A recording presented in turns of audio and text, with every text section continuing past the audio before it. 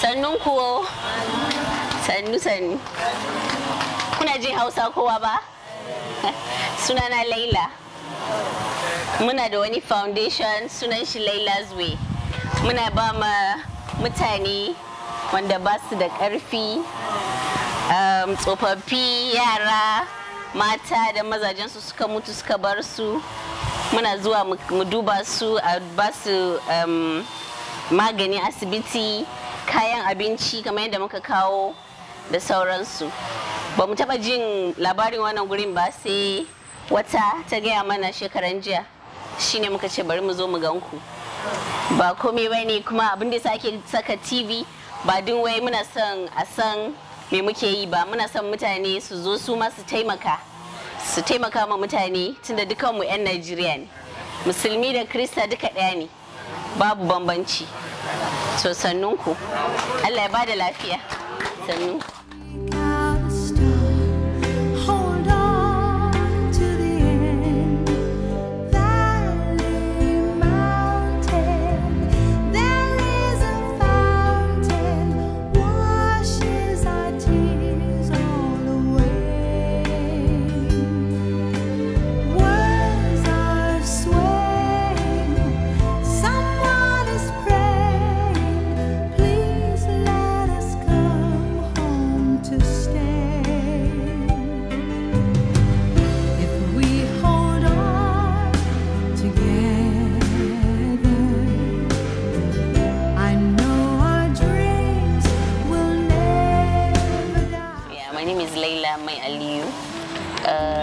We have a foundation called Laylah'S Way. We go to the less privileged and help and see what they need to improve their lives. So we go to remote areas of Abuja and other places that we can to help any other person that is in need. So I just heard about this and I was like, I have to meet this woman. This is absolutely wonderful. I'm really impressed and I'm honored to meet you. First of all, as I said before, it's not about publicity or fame. Seriously, that's like the last thing on our heads in our foundation. It's all about helping to make other people see this thing and also want to help. Because maybe when they see, they might say, okay, if these people can do this, I can do this as well. I'm happy to meet you. I'm Dr. Mrs. Ifeanyi Obego, the past chairman of the Census Tribunal of Nigeria. Yeah. You've come to Amazing Grace Foundation. Amazing Grace Foundation, you could see from our inscription, we protect the rights of the elderly, the widows, and victims of family violence. This foundation was in by the divine grace of God, founded in the year 2002. Yeah. But before 2002, we were in Gwagwalada. Okay. I just started a little home in Gwagwalada. Yeah. For those beggars on the streets who may not have gotten their daily bread on the streets, so that they could come in and feed. Or they could come in.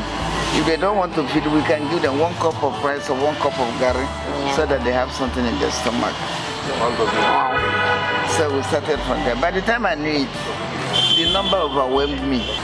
I said, okay, let them just maintain a macro foundation there, so that those people, you may not know it's like a house, but those our target group, they know it is there.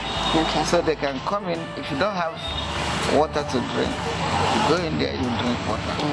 If you don't have food to eat, go in there. Nobody, because there's nobody who comes in, you go out empty-handed. Unless there is nothing. Even if there's nothing, remove the last you have and give to that person. Exactly. So we started, when we came to Abuja here, we had our office in Kenas Plaza. It was called Kenas Plaza then. Okay. Now NSITA Plaza near Western Market. Okay. By the time we knew it, we started with about 200. By the time we knew it, we were 500. 1,000, and those people drove us out. They said, "You're too much. Your wahala is getting too much." They said our wahala was getting too much. I understand. So they said we have to leave. And we prayed, we asked God. God eventually gave us this place as our headquarters. But because this place could not take the 2,860 we have on record, yeah, we divided them into different groups, A, B, C, D, E, F. Okay.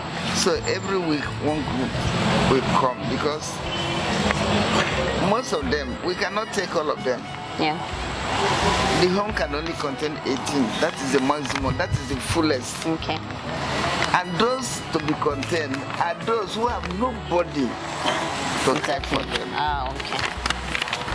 But those who can still have somebody to care for them, we keep them in their various villages, and we have our call centers there. When do we have elderly as our target audience in a society where you know that in African culture, you train your children, the children go back and take care of them. Exactly. But then we have looked at the global economic situation, and we know that there is a deep recession in the global economic situation where we have found ourselves. And the children can no longer get employment. They come out from school, they have no employment. They have no means of livelihood. Exactly. They are torn between two words. Yeah. Am I to look after myself, marry a wife, have my own children, or am I to devote the rest of my life looking after my elderly people? Most of the occasion they choose the other option. Yeah. To them it is a better option. Yeah. And the elderly are left at the mercy of a society that is not friendly to the elderly. So what do we do see? You see most of them dying in gutters. Most of them being raped on continual basis. Yes. Elderly women of 85, 90, 100 being raped on daily basis. Oh my God. Oh, you see? People, when I started the human rights group, we devoted our attention to the young girls that were being raped. But when I now found out that the elderly were raped more than the younger ones, like seriously, who would? It became a very big challenge. So we had to shout, we have to write we have quarreled with the Commissioner of Police, we have quarreled with the pensioner, we have quarreled with everybody. The National Assembly, they know us. We write them. I say, this is what is happening in the society. Now what do we have here? Most of them, I don't want to point at them. Most of them, when they're sick, and we go to the hospital, if somebody can donate a bus, give us a bus. We have an old rickety bus. I don't know if you move, you see old people. Yeah, I saw it outside. One old rickety bus that was donated by Total PLC. That was a long time ago. That's what we have been using. We need to employ more care persons and pay them. Yeah. And pay them. Exactly. Like nurses. Yes. They should have nurses. Right now we have only one in-home living nurse. We should have at least 3 living here, so that if anything is happening upstairs, they can run there. If it is happening downstairs, they can run there. Yeah. We need to pay them. We need money to pay them.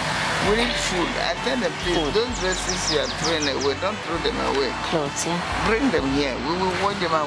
Because we know them. We go to the villages. Yeah. We know where the pens are. We need. In fact, there was a time I was even shouting, if you can give us this, what do we call this, tuke? What do they call it? This tuke na pep. Kiki na pep. It's kiki na pep, right? If you can give us even kiki na pep to take us to the right into that village where we can see them and save lives, we don't mind. So we need help, both financial, food, like we have brought food. You see, they were clapping for you when they saw food. Exactly. They need plenty of to keep them happy, television, air condition, the rest of exactly. Yeah. So you know those things your mommy or your grandmommy everybody needs them. Exactly. At that age, they really need to rest and just relax. Have you ever thought of giving up? Giving up? Yes. I know. I have faced a lot of challenges, but the thought of giving up has never occurred to me. In fact, when my husband was alive, he would say, soul rest in peace. Yeah, may soul rest in peace. He would say, if anyone, I mean, you almost quarreled with me and said, this thing that are doing, that the family is suffering and how can you be working at the end of the month, the family won't feel and you're there feeling people. I said, this is my ministry. And I can never give up. Because I had a vision. I had a dream. And God perfected it. So what keeps you going? Like when you feel like things are not coming the way they should, what makes you motivates what makes me going? The smile on their smiles on their faces. When you give them something, you cannot smile. The way they appreciate it, exactly. The way they appreciate it, I mean, you can't even go back. Yeah, that's so true. May God give you the strength to continue, and then somebody that would take over from you, even if you're old. I pray somebody would take care of you as you're taking care of all these people and us as well. And I hope and wish that Nigerians, the government or individuals would come to the aid of this poor old people that don't have anywhere to go. And this sun beats you today. Every ray of the sun that touches you from today will heal every disease in your body. Amen. Amen. You will never be sick. You will never get weary working for God. In heaven, there is no discrimination.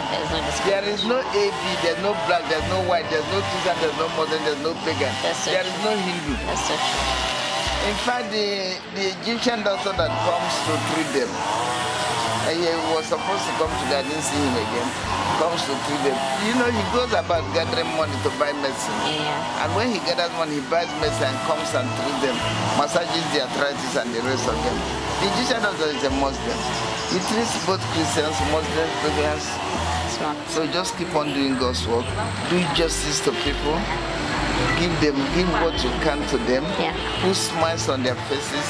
Get your neighbors to put smiles on their faces. That's true. You don't need to be overrich to do it. True. The little you have, you can share with your neighbors. Yes. And that is my message to you today. Thank you so much. Thank you.